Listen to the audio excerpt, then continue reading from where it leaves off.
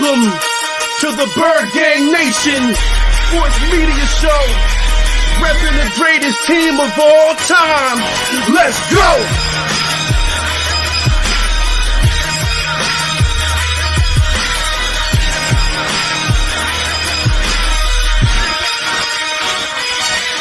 Bird Gang 31, he be the host with the most. We going deep, burning teams. They ain't nothing but toast. It's in your rest there. Sirianni put me in coach, running like Miles Sanders till I bumped my head on the post. Touchdown! Yeah, that's coming. Devontae's crazy route running.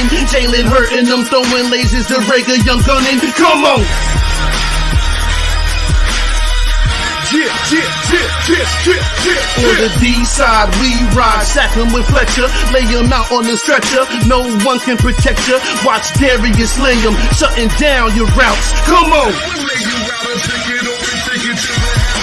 In my green John, eating Philly cheesesteaks. Put up your cups, wings up, if you can relate. Tailgating at the link like Gangsta Stride. To the Bird Gang Nation, that's worldwide.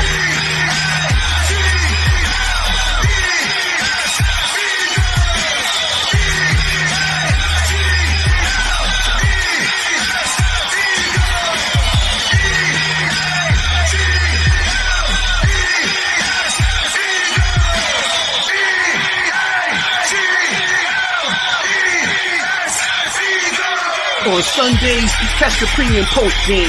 Mondays is Birds on Broad Street with Philly Notion and Cool Cat the Man in Motion. And Wednesdays, the midweek special got you open with JC from Eagles Talk, hitting like B-Dog, baby.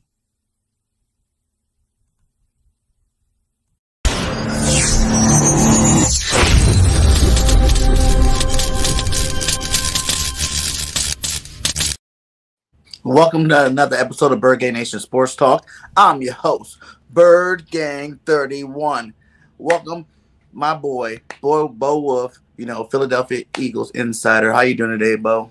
I'm doing good. How are you, Bird Gang? I'm doing good, It's been a minute. It's week 2, like we were saying backstage, since you had you on. So thank you for sparing your time with us, and let's get into it. Thank you for having me. So, I know you just got back from the owners' meeting. Tell me, first off, it was week 2 since we had you on. How do you like the end of the season? Are you on Team Hurts? And where do you see this team? I'm on Team Hurts for now until you have a better option. And I think that's probably what the Eagles think, how they view things. I think, we know that they looked into Russell Wilson and Deshaun Watson. I think they would like to find a long-term permanent answer at quarterback.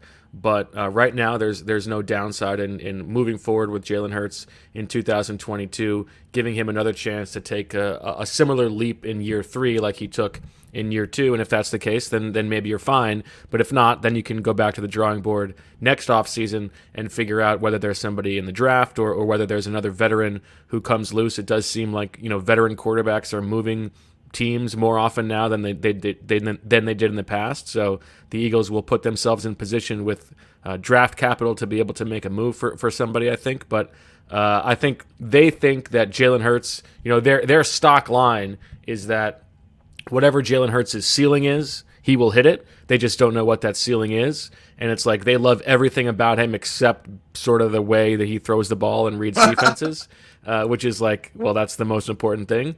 So, I mean, if he gets better in those things, great. If not, I think 2023 is when you'll see a new Eagles quarterback. What does your gut tell you? Do you think he can do it?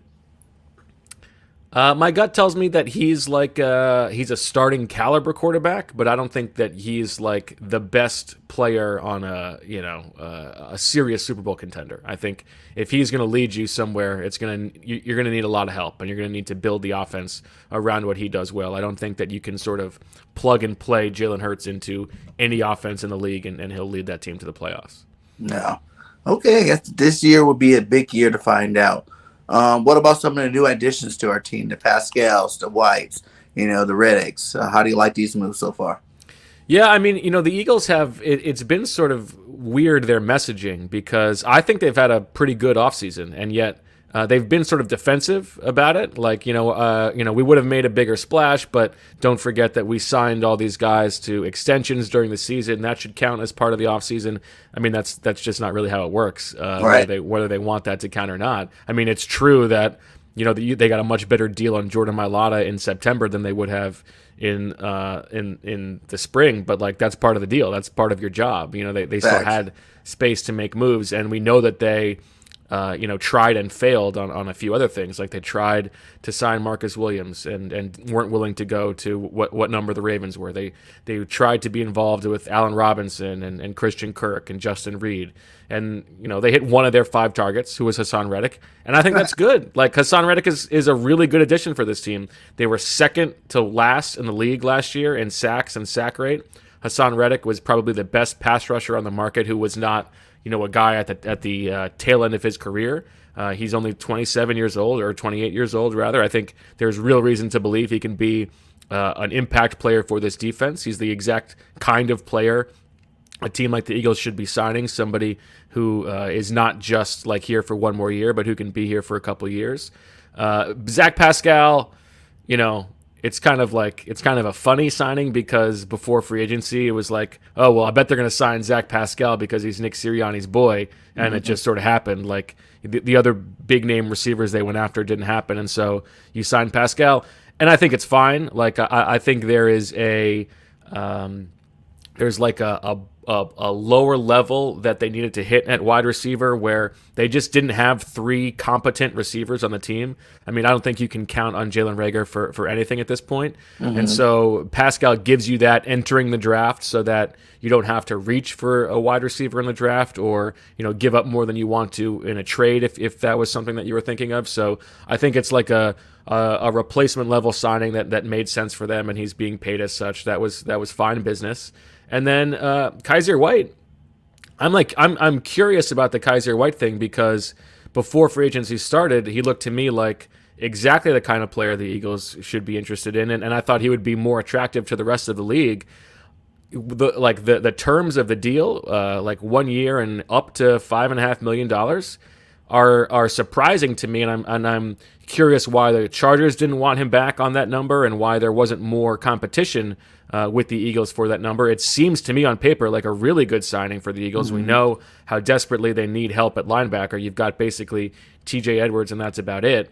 Kaiser White is a former college safety, so you can rely on him to some degree in coverage, which the Eagles desperately needed at linebacker last year in Jonathan Gannon's scheme. So I think that was a really good piece of business. We'll see if it turns out to be just like the Eric Wilsons and LJ Forts and all these other guys that they signed who didn't work out. But I think that looked like a good signing to me. And then you might have wished that there was a little bit more turnover of the guys on the bottom of the roster, like Greg Ward and Anthony Harris and Boston Scott, like all these guys coming back. It sort of makes sense, but it might have been a little bit more interesting if some of those guys were just different players for the sake of being different. But I understand that there's sort of a known quantity with those guys, and I also think probably like Nick Sirianni's emphasis on culture and connection probably makes it like he's more willing to bring those guys back than bringing someone he's not so sure about. Yeah, I agree with you, totally. More of like, familiarity going into year 2, having at least, a good solid group of people, coming back in the same system, so it makes it a lot less hard to teach it to the new players. You got enough veterans to help you out there. The Pascal move, another move I thought was a good move, considering like we really struggled with catches. Our receivers, even tight ends, drop balls left and right. And, a guy like Pascal's only dropped 1 pass, in his career. And he's been a 5-year guy. So you kind of getting the veteran leadership that you need, that we all wanted from a veteran receiver. He's a big body receiver. He catches everything. He's not a star by any means, but, that reliability on third down, if you get the ball to him, he can make that catch, as opposed to like wondering if they're going to catch the ball with all the drops that we've been given over the last couple of years. Like my line on Pascal is that he's like the Jalen Hurts of receivers, because everybody describes him as he's exactly what you want from a wide receiver. He does everything you want except for get open.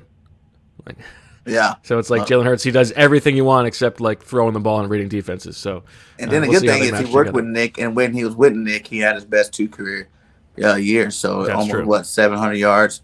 That's not bad for like a third or fourth receiver to come in, add that type of. Yeah, I think ideally he's your number 4 receiver, and they add mm. somebody in the draft who can play over him. And then with the other two, they're really homers. You know what I'm saying? They're both from the area.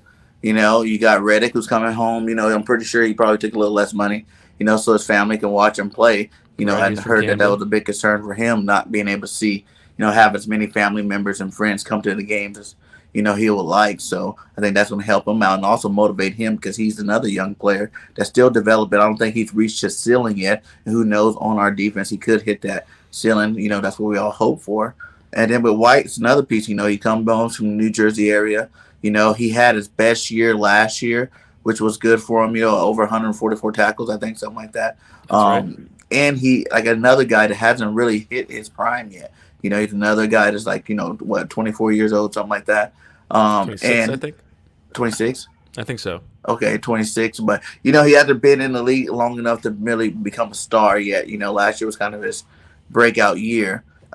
We hope to continue that pace with our defense. I think he's instant upgrade compared to the other linebackers we have over there. Definitely an upgrade. And I think the thing with him, like what I'm always thinking about in free agency is like, why is this guy available? And so with Hassan Reddick, it's like, he was pretty expensive for the Panthers. I don't think they were going to bring him back. But with Kaiser White, that's the one that I find hard to believe. Like Brandon Staley, the Chargers coach, talked really highly of him at the owners' meetings and how much he liked him. And this was the first signing as a head coach that sort of hurt him, that he lost one of his guys. But they could have paid that price. Like it was not an expensive deal, and they have plenty of cap room. So I'm curious. I don't know if we'll ever get an answer for it, but why it is that he was available for that price. But I'm with you. I mean, certainly based on what the Eagles have at linebacker, he's on paper at least a huge upgrade. Yeah, yeah, and then it's bringing the culture. These guys are hometown, hero type guys. You know what I'm saying? Like from Emmaus, I think. Yeah, about an hour and change away. Yeah, so these guys are a lot closer to their family. Maybe that'll bring out a little bit better football for them. Who knows? So who knows? What do you think now with what we've done? Who are some of the free agents out there left that you wouldn't mind picking up? Are you on a ship of adding to Gilmore, adding to Mathis? You know what I'm saying? Trading for either DK or AJ Brown. How do you looking on those fronts? I mean, you want to get me AJ Brown, and that sounds good to me. I think he's awesome, and I think DK's awesome too. I'm not sure that I would pay the price that teams are like the reports of multiple first round picks for DK Metcalf. Mm-hmm. I don't think I would do that. And you have to remember that DK Metcalf was off the Eagles board in the draft because of injury concerns, his neck. Obviously, he's played and proven that he can play, but I don't know how much that would factor into the price the Eagles would be willing to pay. AJ Brown is a perfect fit for what this team needs at the receiver position, and also Sirianni's offense, I feel like. But I don't know what I mean. I'm sure it would take a ton of capital, and you'd be signing him to a big money extension. In terms of what's left, the Eagles have been sort of sniffing around Tyrann Mathieu, if you believe the reports, and I think that makes sense. Certainly, they need safety. Yeah, I wanted him before he went to Kansas City. I mean that's great. And also who is a more fun defensive player than Tyrann Mathieu? If you're talking about just upping the juice level for the Eagles 2022 season, the guy who's available is Honey Badger. I think that would be awesome.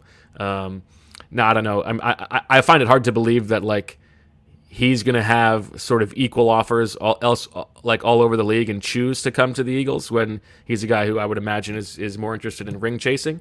But that would be fun. And if you look at just the state of the roster, I always view free agency as you want to get your roster in shape so that you don't have to reach for any position in the draft, and you can afford to actually stick to your board. And if you look at the Eagles position by position, the only place they don't really have somebody filled is safety, unless you love Marcus Epps and you're good with Marcus Epps and Anthony Harris starting at safety. I think the Eagles certainly need another starting caliber body there. They have said that they believe that the Like the four young guys at corner opposite Darius Slay, between Zach McPherson, Tay Gowan, Mac McCain, and Kerry Vincent. One of those guys can step up and win that job, and they're looking forward to that competition. I don't think that's a bad way to view things. But I think that like they certainly need another body there at some point. I think it would be fine to enter the beginning of camp that way and then see what veteran corners are still available, like they did with Steven Nelson last year. But I also think it's possible that they address that position early in the draft, because they don't just need a starter opposite Darius Slay. They need an eventual replacement for Darius Slay, because he's 31 years old. And then linebacker, you could use another body. I still think they need another body at defensive end and defensive tackle. I mean, if Fletcher Cox is moving on after this year, Javon Hargrave is entering the final year of his deal. You need another body there, and then Derek Barnett signed to a basically 1-year deal. Brandon Graham, 34, coming off an Achilles. You need another body there, but I don't think they need to reach for those. And then on offense, on paper, they're fine except for needing another wide receiver. So I think they're heading into the draft in pretty good shape, where they don't need to sign anybody desperately. I think they've played things okay. If you're a GM on the clock, you're Howie right now. You keeping the 3, and if you do keep the 3, what 3 players will be on your radar to get that you hopefully will fall to you at those spots? Those are tough questions.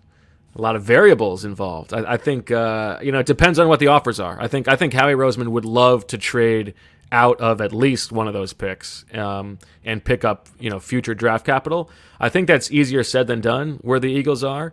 It doesn't seem like there's going to be a ton of competition behind them for moving up for quarterbacks, which is usually what gets you a ton of future draft pick equity.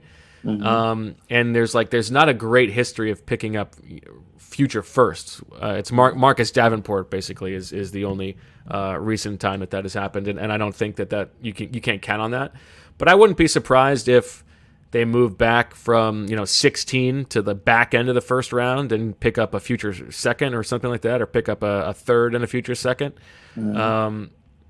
They need help, like long term. They need help all over. They just need good players. Like, this team has been devoid of good young players for a while. Last year's draft looks great right now, and so it feels like that the kind of building block that they need it to be. In terms of like the specific guys they want to fall to them, I think Kyle Hamilton would be interesting, the Notre Dame safety. It seems like he was supposed to be a top 10 pick. He didn't have a great pro day, and so if he pushes into the Eagles range, I think that would make sense for them. They've talked about, Howie Roseman has talked about the difficulty of projecting college safeties. They've had so much more success signing free agent safeties than drafting guys. But Kyle Hamilton seems like, if he's the consensus number 1 guy, that's a little bit easier of a projection than deciding to take Nate Allen over somebody else.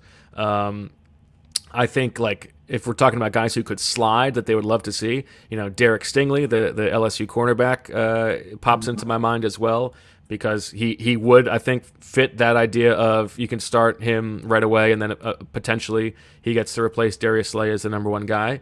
And then obviously they're going to be looking at the pass rushers, the defensive linemen, and the receivers. I'm still working through my own work on the receivers to decide who I like best, so I'll get back to you on that. Do you like Drake? I'm a huge Drake London guy. You're a big Drake London guy? I don't love the idea of a big plotting guy, another jump ball guy, but I haven't watched him yet, so I'm willing to be swayed. But you gotta check him out, for real. He got foot action too. He led the league college football in yak yards. Okay. He's 4'4", 4'5", speed, 6'5". You can't teach that. And I look at the things that I think a lot of people don't look at. Like, he missed 5 games last year, and he was over, he had 1,200 to 1,300 yards, something like that, and missing 5 games. Imagine if he finished it. He probably. Well, imagine if he wasn't injured. I don't want an injured guy either. Well, that's what I'm saying. But he's not injury prone. He just got injured. You know what I'm saying? That happens. Jameson Williams going to go in the first round. He got injured. And if you look at the numbers that he put up before injuries, that's stacking up to most of these guys' numbers, and they played the whole season. So, I think he's explosive enough, and he's definitely that X receiver we need on our on the other side of Devontae Smith. You're convincing me a little bit. What do you think of the other receivers? All I say, check him out. You know what I'm saying? I am a USC homer, but check it out. Okay. A lot of people don't like the USC receivers, and I get it. We haven't had too many that came through, but you got to realize. Well, there's like USC, PTSD from Pac-10 receivers who are supposed but to be what good at happened jump was, balls. It's you like got to that's realize, after that big, sanction that our school had, like we didn't have very many good players for a long time. Like we're just now starting to get good players going back to USC. And now with Lincoln Riley going there, that's going to help us get more good players going there. oh, you got that Oklahoma quarterback, right? Oh yeah, we did. Yeah, he That guy's transferred. dirty. So Yeah, who he's knows? fun. We could be back on the map this year.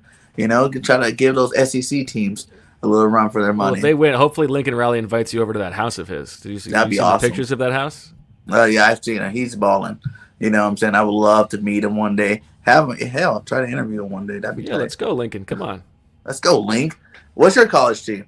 Are you a Penn State guy? No, I went to Wake Forest. Wake Forest. But I care so much more about the basketball team than the football team. if I'm Yeah, being I honest. imagine so. They're a Yeah. pretty good basketball team. Back in the day, at least, it's been a while. So do you think? I think that these moves he's made so far this offseason are kind of setting him up to draft those positions in the first round. Like you get the linebacker, you draft a young linebacker to pair with him. Now you really got three good linebackers because Reddick's a linebacker in. They're saying that 5-2 role that we played last year. With Avery. Yeah, we'll see. That was like a part-time role, but with a guy like Reddick, you can make it more of a full-time role in your defense.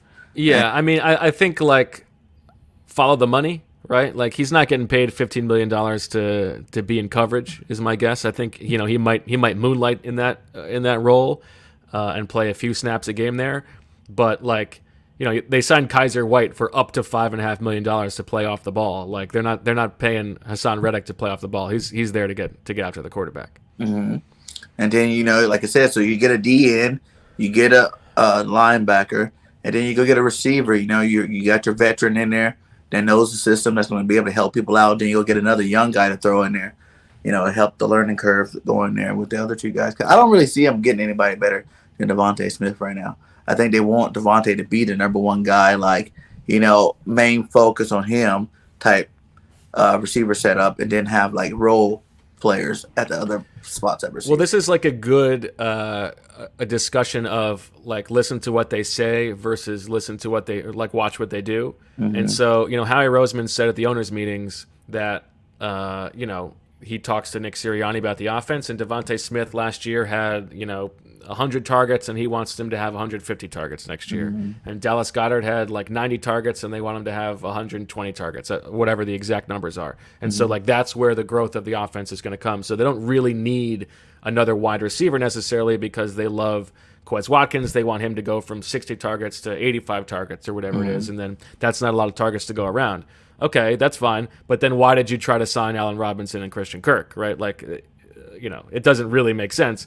Maybe you thought those were good values, but I think they absolutely need another starting caliber receiver in this offense. I think Devontae Smith is awesome. I think he's a stud, but it's going to make Devontae Smith's life easier if there's somebody on the other side that defenses have to worry about, right? So I think they definitely still need somebody.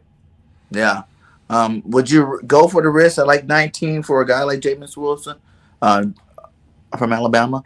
Even though his injury, he claims he's going to be back for training camp, but that's kind of pushing the envelope there.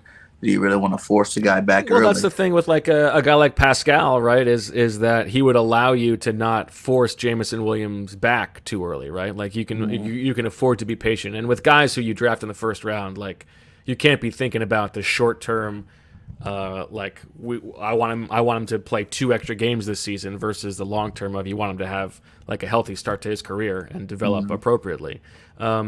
It's an interesting like draft philosophy thing that the Eagles have here, where if let's say they don't get a good offer to move off one of those picks, right? Or let's say they only move down a few, they pick up a little bit, but they're still making 3 first-round picks. Mm-hmm. Like Howie Roseman's never had multiple first-round picks before, and you can imagine that having 3 allows you to take an upside swing that you wouldn't otherwise. Like if you only had 1 first-round pick, you might not want to roll the dice on Jamison Williams, right? Because he's coming off an injury, he's coming off a torn ACL, and do you really want your only pick to have that kind of risk? But if you've got 3, and you take a a solid, easy prospect at defensive end, like, I don't know, George Karlaftis or whatever, like a guy who there's not a ton of variability. He's going to be plug and play. He can play. You take another guy like that in the secondary. Well, then maybe you can afford to take an upside swing on a guy like Jameson Williams. And I also think that that's sort of the interesting part of the quarterback discussion where, like, you know, if you've got 2 picks that you're using elsewhere and then you're on the clock and, you know, Malik Willis is on the board or Matt Corral, I don't know. Like, is the upside of that swing worth it? If you can't get a first round, if you can't get enough future capital to, like, hold on to for next year, I don't know. I think you could make that case. If you trade Minshew in a trade and maybe get a second rounder. Yeah, I mean, Gardner Minshew's not affecting, like, any Eagles long-term But I plans, mean, like, right? in terms of quarterback, I feel like we might as well ride with him this next year as we're still trying to find out. Or if you're going to go get one of these young guys, I'm not opposed to it. You know, I think Jalen wouldn't trip. I don't think he'll be all, you know, butthurt about it. He'd just work a little harder. And then that'll be a good young backup for us. So in case he doesn't work, you already got a guy in the system 1 year anyway. And if he does, Minshew or a draft pick? Like a draft pick, we go draft the draft pick. In the first round. What I'm saying? Yeah, So- like I think Jalen Hurts is wired to handle that fine, Mm-hmm. and like embrace that competition. So I don't know. Like I think that could be worth it. But we have to get something from Minshew because his stock is kind of up there right now. You might be able to get a You second. get or something. third. It's fine. No, I mean the Eagles gave up a 6th-round pick for him last year. They're not going to get a 2nd-round pick back. You think you get a third from Minshew? I don't think so. He's only got 1 year left on his deal. I don't know. 4th-round pick, I feel like is like the best you could hope for. Well, that still wouldn't be that bad. You know, whatever. Just get rid of him. Get a new backup. But like I said, I would really just rock with him this year. He already knows the system. You got 2 quarterbacks in the second year of the system. You know, if Hurts does go down, you have a guy there that's capable of running the offense and knows the offense instead of, you know, a guy in training trying to learn the whole NFL game. So, like I said, I think Hurts is going to be fine. I think he's going to be the man moving forward. And it's going to silence a lot of things. A lot of people got to realize 2 things. Like you said, we ain't never had 3 first-round picks. And if we use this, you know, how he's talking about building a team, you're going to really get a chance, especially with the 2nd-round pick, 4 of your top 50 players in a draft is going to make a big impact on your football team if you draft the right guys, you know. And then you get a couple of weapons. You know, our offense last year was so young that they were trying to figure out schemes most of the season. Jalen Hurts trying to figure out how he was going to do. You know, Devontae trying to figure out how he's going to get open. You know, everybody was in that learning phase, you know, that first year. So maybe that's another reason why they're not going all out in on a lot of these big name targets, just because, you know, we all cry about how Jalen missed so many last year, you know, how so many people were wide open. Then what happens now if he takes that step and they actually start anticipating these throws, hitting these throws? Now you still got the same people that were wide open last year, if that's what everybody says, you know what I'm saying? Well, and I would also say that, like, one of the big questions, if Jalen Hurts does come back, if he's the starting quarterback, they don't draft somebody, is, like, how much does the offense next year look like the offense we saw in the second half of the season, where it's, you know, very, very run heavy, versus how much do they try to get back to, you know, what Nick Sirianni's platonic ideal of an offense is, which is a little bit more pass heavy, and are they trying to you know, fit Jalen Hurts into that, you know, square peg round hole? But if they're going, like, if they're going to come, and to be fair, like, everything we heard at the owners' meetings was sort of hinting that they're going to be a little bit less run heavy. They're going to try to be a little bit more like they were in the beginning of last season. Mm-hmm. But that said, like, if you want to really lean into it and really be the run heavy team, I think there's a good chance they spend a mid-round pick on a running back because Miles Sanders is entering the final year of his rookie deal. And I don't think that they should sign him to an extension. I just it's not good business to extend running backs into their second contracts. And Miles Sanders has not been like exactly what the Eagles have wanted at running back. He's been so high variance, right? Like, you know, sometimes the offense was his fault. You know what I'm saying? Like, we weren't running the ball a lot of that time too. You know, for him to put the numbers up, and then when we do start running the ball, he gets hurt. Well, it's interesting. He's like, you know, if you compare him to Jordan Howard and Boston Scott, right? Miles Sanders gets more yards per carry. Like he's a better running back on that merit. But if you look at like run success rate, the other guys are better. And it's because, like, you can trust your eyes. Like, Miles Sanders doesn't always hit the hole. He's always looking for a big play. And sometimes he gets the big play, and it's awesome. And sometimes he misses an easy 6-yard gain and gets, you know, dragged down for a 1-yard loss. And so I think there's every reason for the Eagles to add like a third or fourth round running back who can either complement Miles Sanders this year, be the Jordan Howard type, and then replace him next year. I think that makes a lot of sense. Yeah, because these running backs, you got Spiller, he looks good over there. Isaiah Spiller, Walker the third. Like, when do you think Dalvin Cook's little brother? But you think we just need a big back or just another talented back? I think just another talented back. I think like finding a big back complement is overrated. I think Boston Scott can run between the tackles sometimes. It's not that big of a deal.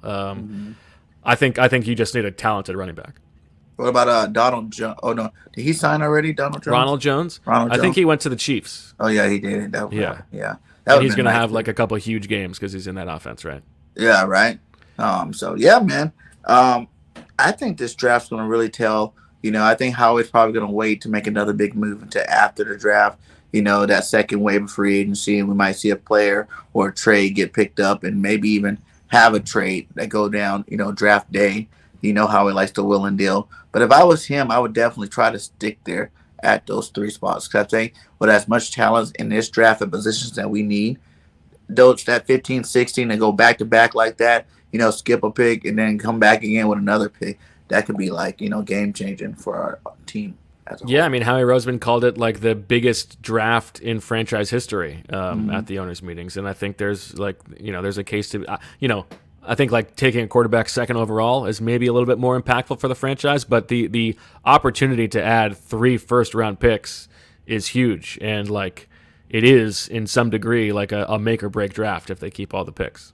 Yeah, man. I hope they do, man. I hope they save because everybody wants to push back, but I'm like, you can always if he don't play as good as we think he's going to play, Jalen Hurts, we're not going to win as many games as we think we're going to win. Next year's schedule is kind of not easy because there's no easy games, but on paper it is. Yeah. It looks favorable for us, what I'm saying, to win a lot of big football games. So, if he's not winning these games, that means he did not develop. That means, our team is in flux. We will have like at least a 15 or below draft pick next year. Then all you got to do really is add another pick from the following year, first round. What I'm saying? And maybe a second round next year too. And you'll still be able to move up far enough to get that. I think a lot of people bank on that extra pick, saving it for a year later. Like, you don't know who's going to come back on our team. You don't know who's going to get hurt on our team. You don't know who's going to re-sign, who's going to get traded the next year. I think he needs to just go all in with those picks this year instead of waiting and banking for the following year. Because you can always move up the draft board. That's not too hard to do. Like, you can trade a player. You can, there's a lot of options you can do to really, if you really want to move up there and try to grab you a quarterback. Sure. Yeah, well, I mean, that would make for an exciting night at least. And are you on the Nick Sirianni train? You think he's ready? He's going to pull out something different this year? I know you say he's thinking about doing a little bit more passing, which I think will be good. But I just think when he did it last year, it was the first games of Jalen Hurts, as opposed to like if he kind of pulled it out a little bit more towards the end, like, slow fed him. Get the running game started like we know we had first, and then try to add in more passing games. I think it would have been a lot better than just coming out the gate. I'm passing 40. Yeah, that was what was so weird about it is like everybody from the outside looking in before the season started was like, okay, you've got Jalen Hurts. He can run the ball. He can like take attention away from the other running options on the offense. Like let's see this running game. And that first game against the Falcons, we were like, okay, well, maybe he can pass the ball. They're going to do all these short passes. But, like, why did it take so long to do what seemed like the obvious thing the whole time? I think that was the question. Do you think that cost us that playoff game? The fact that we didn't stick to our guns and go running out? Or were we just overmatched team? I think that was just a mismatch. I think there was I'm not sure what how many paths there were to the Eagles winning that game, unfortunately. Early predictions. How good do you think the Eagles can be this year? I think last year, what'd you say? You said like 6 to 10 wins? I don't remember what I said. I think I said before the season I thought they would finish second in the division. So I hit that. I think I had them like being one game out of the playoffs. So I missed that. But I think I was close. I don't know. I think I'd like to see how the rest of the offseason plays out. I'd like to see how the schedule lays out. But I think right now, water gun to my back, I'd say I'll ride the middle and say 9-8 again. 9-8 again, which would be a bad year or a good year for you in your eyes in terms of. It all depends on how Jalen Hurts plays, right? Mm-hmm. Yeah, if he's not passing better, it's a bad year. if he, got that upside, and then there's just other reasons why we lost in this good year. I get it. Well, hey man, thanks again. I know you got some things to do today. Make sure you let everybody know where they can find you at. I know his link and Birds with Friends. Go check out the podcast. A great Eagles podcast. Are inside the description, so make sure you guys give us a subscribe. Sure, yeah, you can listen to Birds with Friends wherever you listen to podcasts. It's also on YouTube with Zach Berman and Sheila Kapadia. You can follow me on Twitter at Bo_Wolf. And then, of course, you can subscribe to The Athletic to get all the stuff that Zach and I and Sheila write about the Eagles. And you can get a good discount at theathletic.com/birdswithfriends. Nice. Well, hey, thanks again, Bo. Maybe once the season get back around, we'll get you on and get some real predictions about the team. We can go back and forth with that and see if the Eagles can make this run that I think they can make this year. But like I said, thanks again. Fly, Eagles, fly. Till next time, we out. Peace.